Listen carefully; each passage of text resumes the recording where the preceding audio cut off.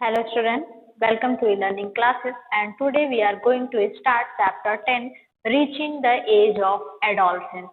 हमने चैप्टर 9 में देखा कि ऑर्गेनिज्म रिप्रोड्यूस कैसे होते हैं, कैसे एनिमल्स ऑर्गेनिज्म रिप्रोड्यूस करते हैं, कैसे उन कुछ ओवीपैरस कुछ विवीपैरस होते हैं, लेकिन ये सारी चीजें एक पर्टिकुलर एज के बाद ही होती हैं।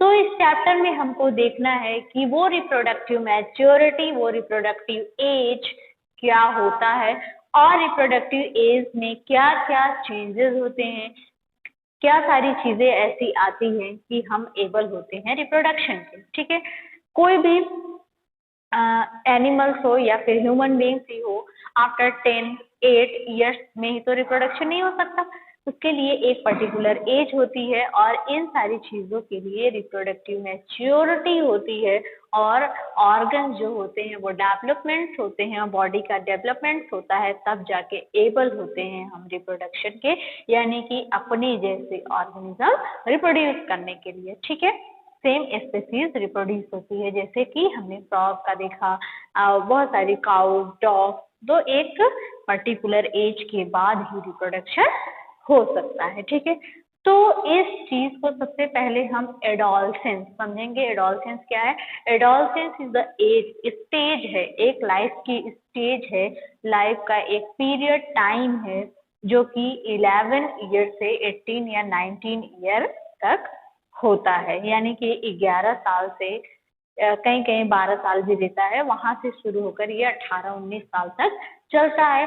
इसी टाइम पीरियड में बॉडी जो होती है, चाहे वो बॉयज की हो चाहे वो गर्ल्स की हो, पूरी डेवलप हो जाती है, यानी कि जितना लंबा होना है, जितना मोटा होना रहता है, मोटे तो बाद में भी होते रहते हैं, तो और बॉयज में बियर्ड आ जाते हैं, आवाज चेंज हो जाती है, तो नंबर्स ऑफ चेंजेस होते हैं, कुछ इंटरनल चेंजेस भी होते हैं, नंबर्स ऑफ हार्मोन सिक्रेट होने लगते हैं और बहुत सारी मैच्योरिटी आ जाती है, हम मेंटली और इमोशनली दोनों तरह से मैच्योर्ड हो जाते हैं, बातों को दोनों सिचुएशन में समझने लगते हैं। तो नंबर्स ऑफ थिंग्स हैं किसके?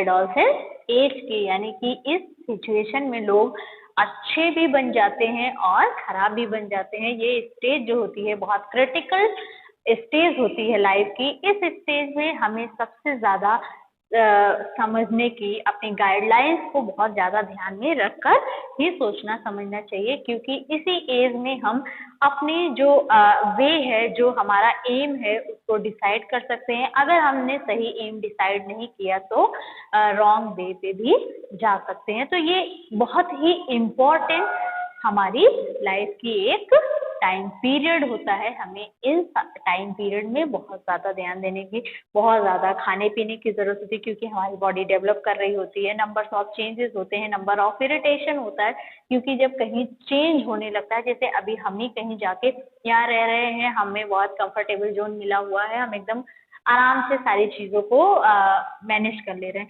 लेकिन अगर यहीं से हमें उठा के कहीं और रख दिया जाए तो हमें वहाँ जाने के बाद थोड़ा सा प्रॉब्लम तो होगी ही वहाँ एडजस्ट करने में। तो हमारी बॉडी में भी उसी तरह से अभी तक जैसे चलता आ रहा था, 10 साल तक हम एक ही वे में सारी चीज़ों को सोच रहे थे, कर रहे थे, खेल रहे थे, सब समझ रहे थे, तो अब जब नई चीज़ें बॉडी में होने लगी, केमिकली कुछ अंदर इंटरनल और एक्सटर्नल फैक्टर्स दोनों जब चेंज होने लगे तो इरिटेशन होगा, हमें थोड़ी उलझन होती है। तो इन सारी चीज़ों को मैनेज करने के साथ साथ ही हमें, और इसी टाइम पे हमें सबसे ज़्यादा बर्डन होता है, 19 ईयर्स तक हम 12th पास करके ग्रेजुएशन करते रहते हैं, तो बहुत ज़्यादा पढ़ने का भी बर्डन इसी टाइम पर होता है। ठीक है, तो this is a very critical time period of a life. ठीक है, तो अब हम इस चैप्टर को डिटेल्स में देखते हैं। आई होप कि आपको चैप्टर समझ में आ ही गया होगा कि इस चैप्टर में हमको क्या पढ़ना है। पहले बता दें इस चैप्टर में क्या पढ़ना है। हमको एडोलसेंस देखना है, क्या क्या हमारी बॉडी में चेंजेस होते हैं और कैसे सेक्स डिटर्मिनेट होता है, यानी कि जो बच्चे होते हैं कैसे बॉयज और गर्ल्स बनते हैं, और सबसे इम्पोर्टेंट पढ़ना है हमको एंडोक्राइन ग्लैंड। ठीक है, जो कि हार्मोन सेक्रेशन करती हैं, हार्मोन सेक्रेट करती हैं, बॉडी कंट्रोलनेस एक तरह से करती हैं। ठीक है, तो इन सारी चीज़ों को हमें इस चैप्टर में देखना है। क्लियर? तो सबसे पहले हम देखते हैं adolescence. Adolescence, the period of life when the body undergoes changes leading to reproductive maturity is called adolescence. ठीक है, यानी कि the period of life, life का वह पीरियड जहाँ पे जब बॉडी चेंजेस, बहुत सारे चेंजेस लेती है, किसके लिए? रिप्रोडक्टिव मैच्योरिटी के लिए, उसी को कहते हैं, उसी टाइम पीरियड को कहते हैं एडोलसेंस। क्लियर? और ये सब होता है किसके अंडर होता है, किसके थ्रू होता है, उसको कहते हैं puberty. The human body undergoes several changes mark the onset of puberty, यानी कि जो भी बॉडी में, ह्यूमन बॉडी में जो चेंजेस होते हैं वो किस में मार्क्स किए जाते हैं? puberty. The most important changes which marks of puberty is that boys and girls become capable of puberty. Puberty ही ये जो स्टेजेस में जो चेंजेस होते हैं वो बताया जाता है चेंजेस, यानी कि क्या क्या चेंजेस इस एज में, क्या क्या चेंजेस होते हैं हम ह्यूमन बॉडी में, जो कि कैपेबल बनाते हैं, एबल करते हैं, एबिलिटी प्रोड्यूस करते हैं किसका? रिप्रोडक्शन का। यानी कि इस चेंजेस के बाद, ये चेंजेस के बाद ही रिप्रोडक्शन हो सकता है, यानी कि रिप्रोडक्टिव कैपेबिलिटी होती है। ठीक है, तो हम देखते हैं चेंजेस एट प्यूबरिटी। प्यूबरिटी एज, जब प्यूबरिटी एज, एडोलसेंस एज में प्यूबरिटी पे क्या क्या चेंजेस होते हैं ह्यूमन बॉडी में। सिर्फ हमें ह्यूमन का ध्यान देना है, एनिमल्स पे नहीं जाना है, सिर्फ ह्यूमन में देखना है कि क्या क्या चेंजेस होते हैं। तो सबसे पहला इंक्रीज इन हाइट। हाइट जो होती है वो इंक्रीज कर जाती है, बढ़ जाती है ना, कि जो अभी तक हम जो भी 4 फुट 5 फुट जो भी होते रहते हैं, और अचानक से 4 साल में वो पूरा 6 फीट का हो, यानी कि बराबर जितना लंबा होना है उतना लंबा हो गया। क्योंकि अब 20 या 25 ईयर 35 ईयर्स के बाद कोई लंबा तो नहीं होता, हमने नहीं देखा, क्योंकि 19 ईयर्स 18 ईयर्स की हमारी एज है किसकी? इंक्रीज इन हाइट, हाइट में इंक्रीज होने का। तो हाइट जो होती है इन दिस पीरियड, हाइट जो होती है वो पूरी कंप्लीट हो जाती है, यानी कि जितना हमको लंबा होना था उतना हो गए, अब लंबे उम्बे नहीं होना, हाँ फैट हो सकते हैं, मोटे हो सकते हैं। उसके बाद चेंज इन बॉडी शेप। अब दूसरा चेंजेस, बॉडी का जो शेप है, जो आकार है वो भी चेंज हो जाता है, यानी कि जो शोल्डर्स वगैरह पहले पतले थे, बच्चा जो था वो पतला था 7th क्लास में, लेकिन अब 9th क्लास 8th क्लास में वो क्या हो गया? मोटा तगड़ा लंबा हो गया। तो नंबर ऑफ चेंजेस, बियर्ड्स नहीं थे, बियर्ड्स हो गए, चेहरा ऑलरेडी क्या हो गया? चेंज हो गया। तो नंबर ऑफ चेंजेस हो जाते हैं। इन गर्ल्स ब्रेस्ट जो होता है वो डेवलपमेंट कर जाता है, मेंस्ट्रुएशन स्टार्ट हो जाता है, नंबर ऑफ चेंजेस हो जाते हैं बॉडी के शेप में। एंड नेक्स्ट है हमारा voice change. Voice change, girls में वॉइस चेंज नहीं होता क्योंकि यहाँ पर वॉइस बॉक्स डेवलपमेंट नहीं होता। वॉइस की आवाज जैसा वो बच्चा 4th क्लास में बोल रहा था, अब वो 9th क्लास में वैसा, 8th क्लास में वैसी उसकी साउंड नहीं होगी, चेंज होगी। आवाज कैसी हो जाती है? बारी हो जाती है, मोटी हो जाती है, क्योंकि एडम्स एप्पल वहां पर डेवलप कर जाता है। ठीक है, सिर्फ ये बॉयज में होता है, गर्ल्स में। इसीलिए गर्ल्स की आवाज कैसी होती है? साफ होती, तीखी मिर्ची जैसी, है ना। ठीक है, उसके बाद increased activity of sweat and oil gland. और जो स्वेट ग्लैंड्स होती हैं, ऑयल ग्लैंड्स, चेहरे पे ऑयली फील होने लगता है, कभी कभी फेस पे पिंपल्स आ जाते हैं, तो ये इस एज में ही होता है, क्योंकि इसी एज में ये दोनों ग्लैंड्स क्या होती हैं? डेवलप करती हैं और ना सेक्रेट करती है। स्वेट ग्लैंड स्वेट सेक्रेट करती है, और ऑयल ग्लैंड जो होती है वो ऑयल सेक्रेट करती है। फेस ऑयली हो जाता है और साफ सफाई का ध्यान नहीं होता तो पिंपल्स वगैरह भी निकल जाते हैं। Clear? And next, development of sex organ. और इन दिस पीरियड हमने जब हमने 8th चैप्टर में पढ़ा था तो मेल और फीमेल रिप्रोडक्टिव पार्ट्स के बारे में भी पढ़ा था। टेस्टिस, पेनिस, ये सारी चीजें क्या होती हैं? डेवलप कर जाती हैं, यानी कि जो सेक्स ऑर्गन होते हैं वो कंप्लीट डेवलप कर जाते हैं। And reaching mental, intellectual and emotion maturity. जो सबसे इम्पोर्टेंट चेंजेस होता है वो ये होता है इस एज में, मेंटल इंटेलेक्चुअली, यानी कि हम मेंटली जो होते हैं वो पता चल जाता है कि हम कितने बुद्धिमान हैं, कितना तेज हैं, जीनियस है, बच्चा क्लास में कैसा है, अब जाके पता चलता है। अभी तक तो रट्टा मार के पास हो जाते थे या फिर रट्टा मार के फर्स्ट आ जाते थे, जो भी होता था। लेकिन अभी जो चीजें हो गई, अब वो हमारे रटने के उसमें नहीं है, हम उसको रट नहीं सकते, वो लिमिट नहीं है रटने की। अब क्या जरूरत है, हमें मेंटल की जरूरत है, समझने की जरूरत है। तो इन दिस एज में मेंटल इंटेलेक्चुअल जो होता है वो भी क्या कर जाता है, डेवलप करता है कि हमारा मेंटल अच्छी चीजों को सोच रहा है या खराब चीजों को सोच रहा है। एंड इमोशन मैच्योरिटी, और दूसरा जो है इमोशनली, अब हम इमोशन मैच्योर भी हो चुके हैं, यानी कि किसी चीज को अगर समझाया जाएगा कि बेटा ये चीज सही नहीं है, या फिर घर की सिचुएशन ये चीज मैनेज नहीं कर सकती है, या फिर कहीं एक्सीडेंट वगैरह हो गया तो तुम ज्यादा नाचना गाना मत, ये काम मत करना। इन सारी चीजों को अब हम इमोशनली क्या कर सकते हैं, समझ सकते हैं। सपोज एक्सीडेंट बच्चे हैं, अगर किसी की सपोज वे कुछ भी हो गया है, बहुत बड़ी एक्सीडेंट्स है, घर में सब बहुत परेशान है, तो लेकिन जो अगर एक 5 साल का बच्चा होगा, 6 साल का बच्चा होगा, वो थोड़ी देर बाद उसको टीवी देखना है, उसको मोबाइल देखना है, उसको खाना समय पे खाना, उसको खेलना है, उससे कोई मतलब नहीं है कि क्या प्रॉब्लम है। लेकिन अभी यही 16 ईयर्स का कोई होगा तो उसे सारी सिचुएशन समझ में आएगी, उसे अगर खाना दिया भी जाएगा तो भी वो खाएगा नहीं, क्योंकि हम इमोशनली भी वहां पर क्या है, दुखी हैं। तो इन दिस एज में, जब हम इस एज में पहुंचते हैं तो हमारा इमोशन भी जाग जाता है और मेंटल इंटेलेक्चुअल भी डेवलप कर जाता है। क्लियर? तो इन एडोलसेंस एज एट प्यूबर्टी हमने देख लिया कितने सारे चेंजेस, बहुत नंबर्स ऑफ चेंजेस हमारी बॉडी में हो गए, और ये हुआ कब, 11 to 19 ईयर्स के बीच में। ये इतने साल के बीच में ही इतने सारे चेंजेस होते हैं। सपोज ये कभी कभी ये 11, 12, 13 साल तक बहुत स्लो होता है, और जैसे 14, 15 ईयर्स में पहुंचते हैं बहुत रैपिड हो जाता है, बहुत तेजी से हो जाता है। तो वहां पर बहुत सारी प्रॉब्लम है, धीरे धीरे होता है तो ठीक है। तेजी से किसी किसी की डेवलपमेंट बहुत तेज हो जाती है, खाने पीने की जितनी ज्यादा हमें हेल्थ का भी ध्यान देना पड़ता है, जिसकी हेल्थ रिक्वायरमेंट जैसी होती है वो भी सारी चीजें ये जल्दी कम जल्द होती रहती है। ठीक है, तो ये समझ में आ गया कि हमारी बॉडी क्या क्या चेंजेस करती है, और ये होता कब है, प्यूबर्टी में, एडोलसेंस एज में। क्लियर?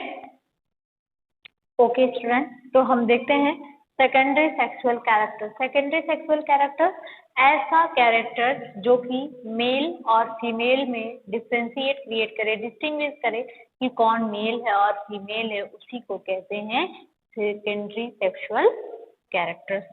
वही लिखा है मैंने, the features help to distinguish the male from the female are called secondary sexual characters. Clear? For example, boys begins to grow facial hair, boys में फेशियल हेयर ग्रो करने लगते हैं, देखते ही हम समझ जाएंगे दिस इज बॉयज। और गर्ल्स में ऐसा नहीं होता, तो हम जान जाएंगे ये गर्ल्स है। एंड गर्ल्स में ब्रेस्ट चेंज डेवलप करता है। तो ये सारे जो मेल और फीमेल को डिस्टिंग्विश करते हैं उसी को कहते हैं सेकेंडरी सेक्सुअल कैरेक्टर। क्लियर? अब हम एक नेक्स्ट टॉपिक पे आते हैं, एक नई चीज पे आते हैं, दैट्स कॉल्ड हार्मोन। हम नाम तो हमारा फैमिलियर है, सुने हैं, हार्मोन। आज हम इस हार्मोन्स को देखेंगे कि हमारी बॉडी में कौन कौन से हार्मोन सिक्रेट होते हैं और वो क्या क्या चीजों को कंट्रोल करते हैं। तो हमारी बॉडी में सबसे पहले मैं बता दूं आपको कि जो चेंजेस होते हैं इन एट प्यूबर्टी, एडोलसेंस एज में, वो कंट्रोल करता है कौन, हार्मोन्स। मेल जो सेक्स ऑर्गन होता है टेस्टोस्टेरोन, वो कंट्रोल करता है मेल्स में, एंड फीमेल्स में होता है हमारा एस्ट्रोजन, जो कि कंट्रोल करता है फीमेल्स में। ठीक है, तो हम सबसे पहले देखेंगे कि हार्मोन्स क्या है। ये हार्मोन्स क्या है?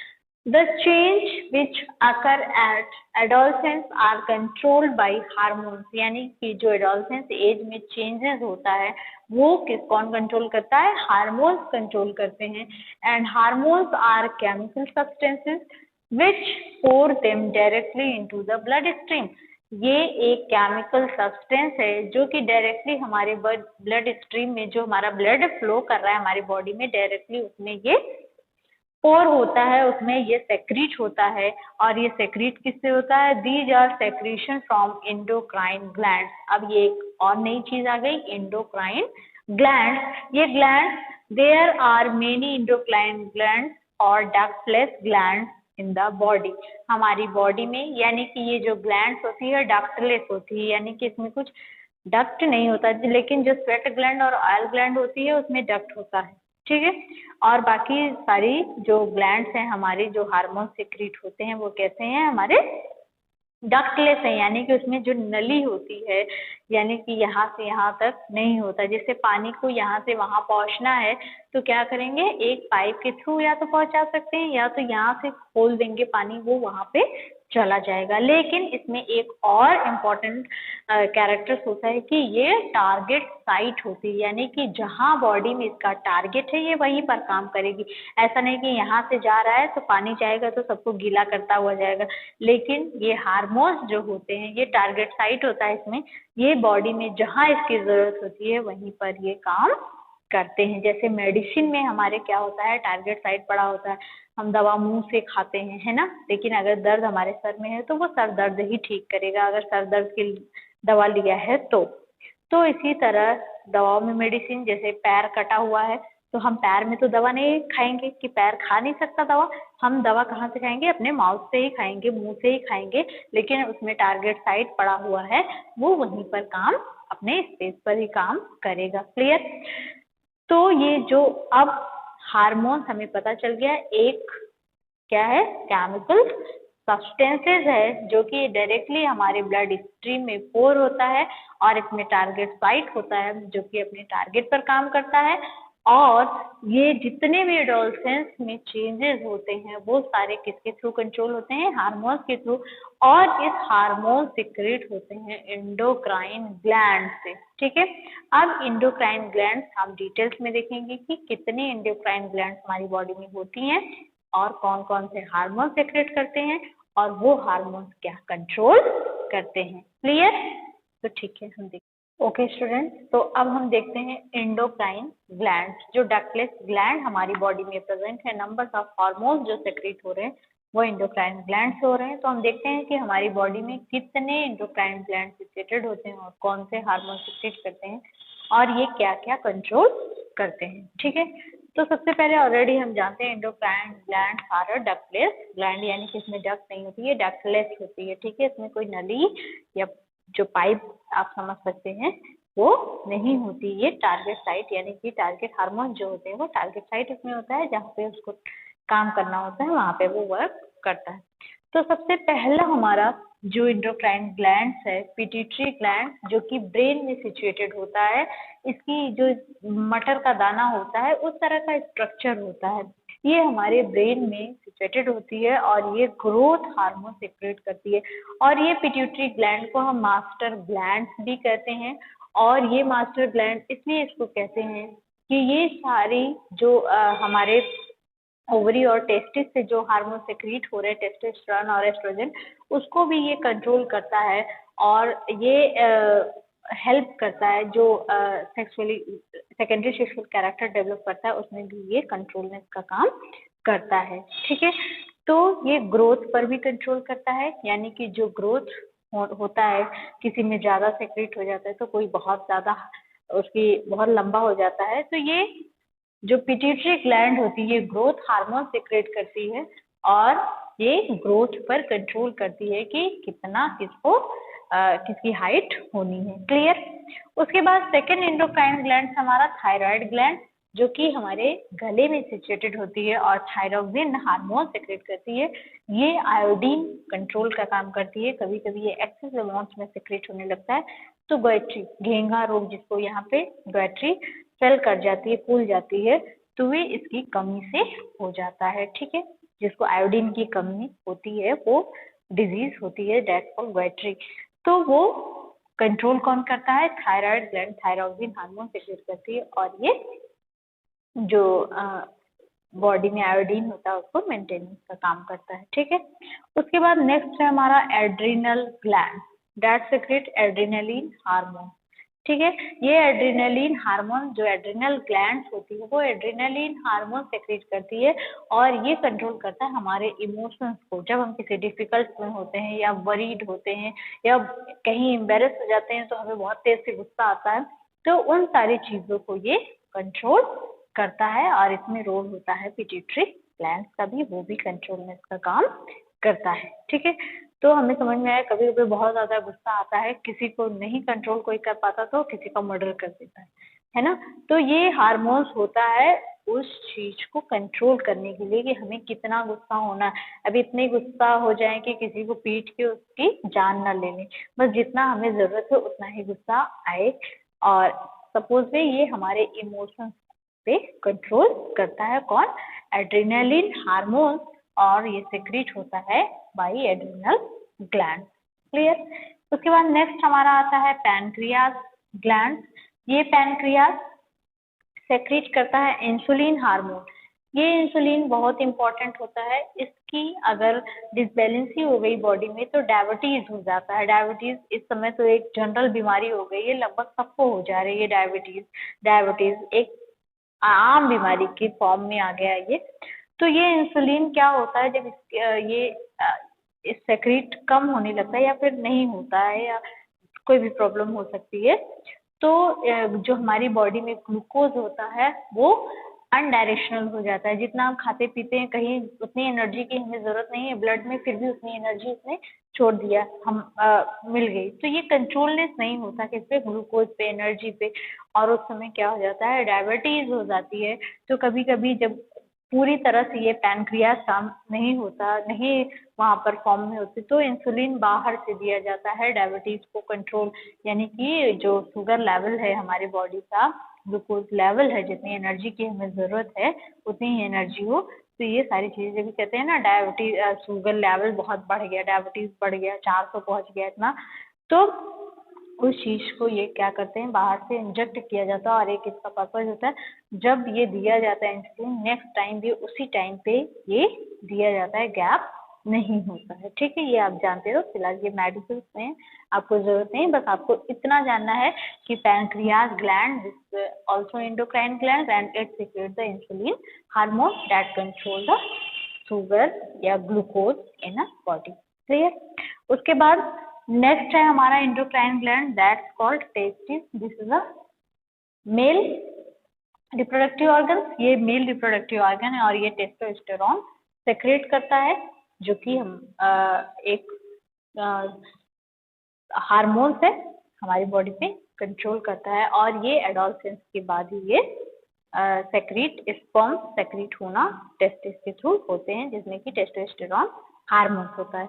उन फीमेल्स में ओवरी होती है जो कि एस्ट्रोजन हार्मोन सेक्रेट करती है, और ये एस्ट्रोजन प्रेगनेंसी के टाइम मेमोरी ग्लैंड जो होती है प्रोजेस्टेरॉन, वो हार्मोन सेक्रेट होता है, जो कि मिल्क फॉर्मेशन, मिल्क सिक्रेशन में हेल्प करती है। मिल्क सिक्रेशन होता है, यानी कि प्रेगनेंसी जब होती है तो अपने आप मिल्क सिक्रेशन होने लगता है and then born baby milk secrete होने लगता है। ठीक है, इन फीमेल्स में होता है, और मेल्स में होता है टेस्टिस, जो कि टेस्टोस्टेरोन हार्मोन सेक्रेट करता है।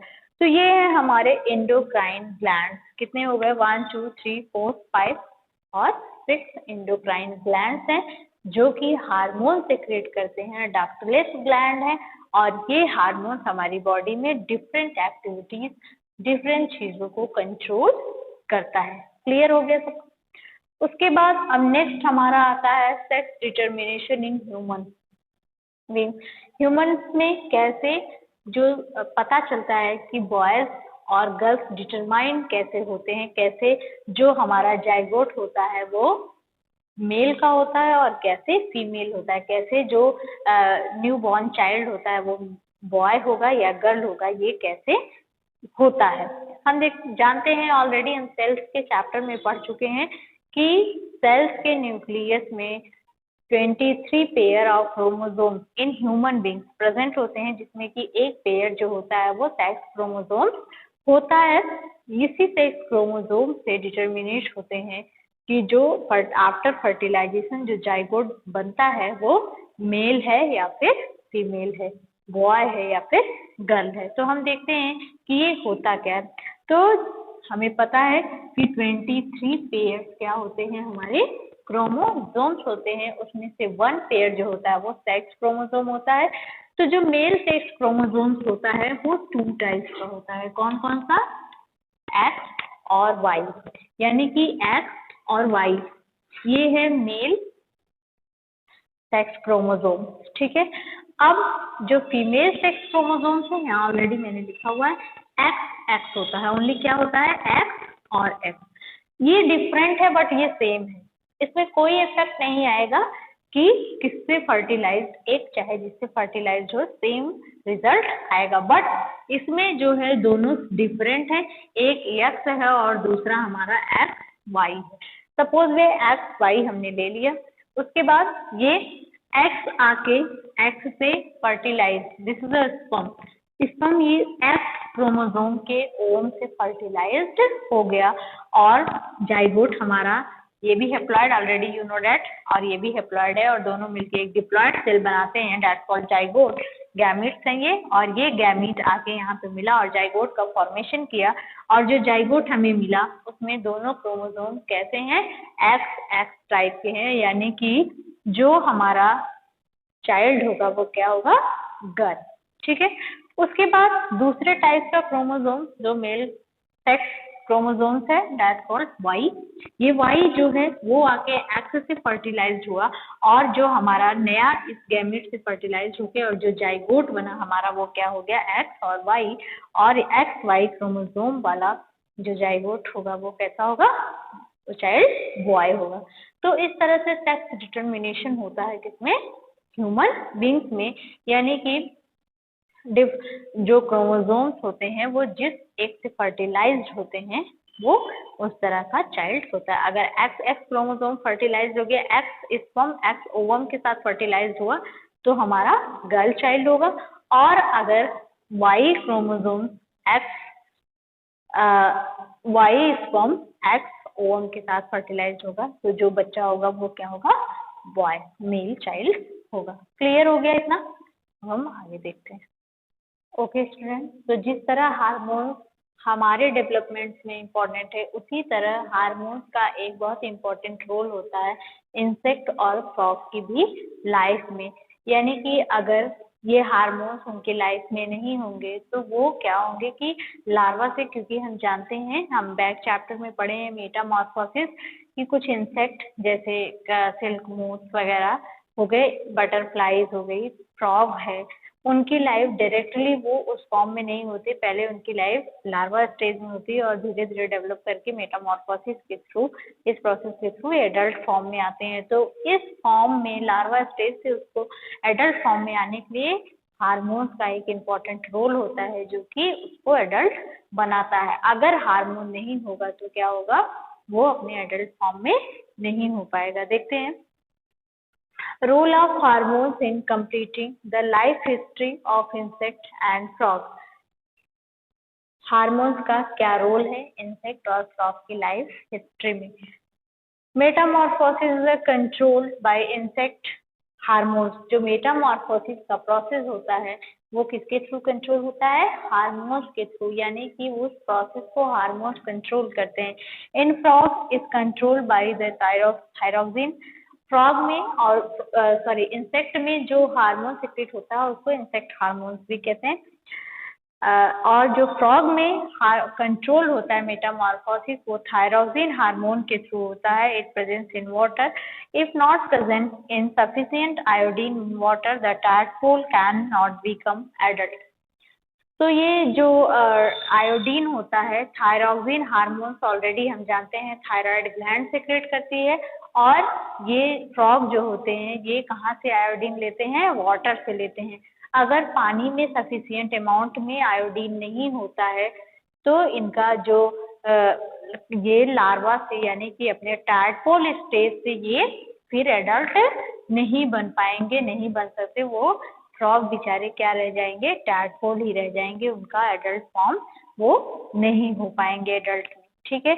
तो हमें समझ में आ गया कि फ्रॉग में और इंसेक्ट में भी हार्मोन्स का बहुत इंपॉर्टेंट रोल होता है इनकी लाइफ हिस्ट्री में। अगर ये हार्मोन्स वहाँ पर नहीं होंगे तो इनकी लाइफ हिस्ट्री जो आगे बढ़नी है वो नहीं बढ़ेगी। क्लियर।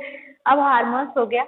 अब हम आगे बढ़ते हैं और देखते हैं रिप्रोडक्टिव हेल्थ, यानी कि एडोलसेंस स्टेज जब हमारी चल रही होती है तो हेल्थ भी, रिप्रोडक्टिव हेल्थ, क्योंकि उस समय हम कैपेबल हो रहे हैं रिप्रोडक्शन के थ्रू, तो इसीलिए उसको कहा गया रिप्रोडक्टिव हेल्थ। तो उस समय हमें क्या चीजों का ज्यादा ध्यान रखना चाहिए, अपनी हेल्थ का कैसे टेक केयर करना चाहिए। तो सबसे पहले nutritional needs of the adolescence, यानी कि जब एडोलसेंस स्टेज होती है तो उस समय न्यूट्रिशनल यानी कि जो न्यूट्रिएंट फूड है उसकी ज्यादा जरूरत होती है, बहुत ज्यादा आवश्यक होता है इसको लेना, क्योंकि उस समय हमारी बॉडी में नंबर्स ऑफ चेंजेस होते हैं, ग्रोथ हो रहा होता है, तो ज्यादा एनर्जी की जरूरत होती है, हमें ज्यादा वर्कआउट करना पड़ता है, तो हमें उस समय ज्यादा न्यूट्रिएंट फूड की जरूरत पड़ती है।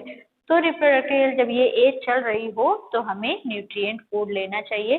सपोज वे दाल, चावल, रोटी, हरी सब्जियां, फ्रूट्स, मिल्क, इन सारी चीजों का हमें यूज करना चाहिए, ना कि हमें junk food, chowmein, Maggi, pasta ये सब यूज नहीं करना चाहिए, क्योंकि इसमें न्यूट्रिएंट सफिशिएंट अमाउंट में नहीं होते। सिर्फ हमारा पेट भरता है, हमें अच्छा लगता है, टेस्ट अच्छा आता है, बट वो हमें न्यूट्रिएंट प्रोवाइड नहीं करता। हमारी बॉडी ग्रोथ को जो ग्रोथ हो रही है उसको जो एनर्जी की जरूरत है वो एनर्जी वो फूड नहीं दे पाता। इसलिए हमें कैसे फूड लेने चाहिए जिसमें सफिशिएंट अमाउंट में एनर्जी, कैलोरी प्रेजेंट हो। सपोज वे हमें रोटी हमेशा खाना चाहिए, दाल खाना चाहिए, और उसके बाद हमें कुछ ऐसे एनर्जेटिक फूड लेने चाहिए जो कि हमें एनर्जी प्रोवाइड कर सके। क्लियर। उसके बाद दूसरा हमारा आता है personal hygiene, it's very important. छोटा बच्चा होता है, जैसे ही ठंडी थोड़ी सी बढ़ती है नहाना बंद कर देते हैं, अब मत नहाना, हाथ पैर धुल लो, काम हो गया। लेकिन इन दिस एज, जब हम इस एज में पहुंच गए हो तो पर्सनल अपनी हाइजीन बहुत जरूरी होती है, क्योंकि स्वेट ग्लैंड्स होती हैं सेक्रेट होती हैं, ऑयल ग्लैंड सेक्रेट होती हैं, तो इससे क्या होता है कि हमें बैक्टीरियल इन्फेक्शन का बहुत ज्यादा चांसेस होते हैं साफ सफाई अगर नहीं रखेंगे। इन गर्ल्स को भी अपनी जब उनकी मेंस्ट्रुएशन टाइम चल रहा होता है तो उस समय उनको बहुत साफ सफाई का ध्यान रखना चाहिए। फिलहाल कहने का ये है कि हमें इस स्टेज में पर्सनल हाइजीन पर ज्यादा से ज्यादा ध्यान देना चाहिए, हमेशा साफ सफाई रखनी चाहिए। क्लियर। उसके बाद नेक्स्ट हमारा आता है फिजिकल एक्सरसाइज। ये उसी एज में नहीं बल्कि लाइफ के हमेशा टाइम पे ये होना चाहिए। फिजिकल एक्सरसाइज यानी कि वॉकिंग, प्लेइंग, और जो गेम सब टीवी और मोबाइल में इस समय ज्यादा देख रहे हैं वो कम करके बल्कि आउटडोर गेम ज्यादा खेलना चाहिए। इससे क्या होगा, आप दौड़ेंगे, भागेंगे, तो आपकी जो बॉडी का ग्रोथ है, नेचुरल हवाएं मिलेंगी, तो ग्रोथ जो है वो अच्छा होगा। तो यानी कि इस एज में हमें, जो बच्चे हैं उनको, जो इस एज में 11 साल 12 साल से, और लड़कियां 10 साल से ही, क्योंकि इसमें 2 साल पहले ही रिप्रोडक्टिव फेज स्टार्ट हो जाता है, तो उनको ये फिजिकल एक्सरसाइज, न्यूट्रिएंट फूड, और उसके बाद अपना पर्सनल हाइजीन पे ध्यान देना चाहिए। एंड लास्ट हमारा आता है से नो टू ड्रग्स, यानी कि ये बहुत इंपॉर्टेंट। हमें इस एज में नंबर्स ऑफ चेंजेस हमारी बॉडी में होते रहते हैं, हमारी फीलिंग्स चेंज होती रहती हैं, बहुत ज़्यादा उलझने होती रहती हैं, बहुत सारी प्रॉब्लम होती हैं, तो उस समय कुछ लोग ड्रग्स कभी कभी ले लेते हैं और उनको आराम फील होने लगता है। तो ये हमें ध्यान देना चाहिए, भले ही उलझन हो या कुछ भी हो, तो ड्रग्स नहीं लेना चाहिए, क्योंकि ये ड्रग्स एडिक्शन का काम करता है। एक बार अगर ले लिया तो बार बार उसको लेने का मन करेगा, और ये हमारे हेल्थ को बहुत ज़्यादा नुकसान पहुंचाता है और बॉडी ग्रोथ को रोक देता है, and numbers of problem create होती हैं। और जब एक बार ये आदत पड़ जाती है तो फिर लॉन्ग टाइम तक ये चलती है। तो हमें इस एज में बिल्कुल ध्यान देना चाहिए, क्योंकि इस समय हमारी मेंटल इंटेलेक्चुअल भी बढ़ चुका है, हमें सोचने समझने की शक्ति भी ज़्यादा हो चुकी है कि हम सही क्या है हमारे लिए और खराब क्या है।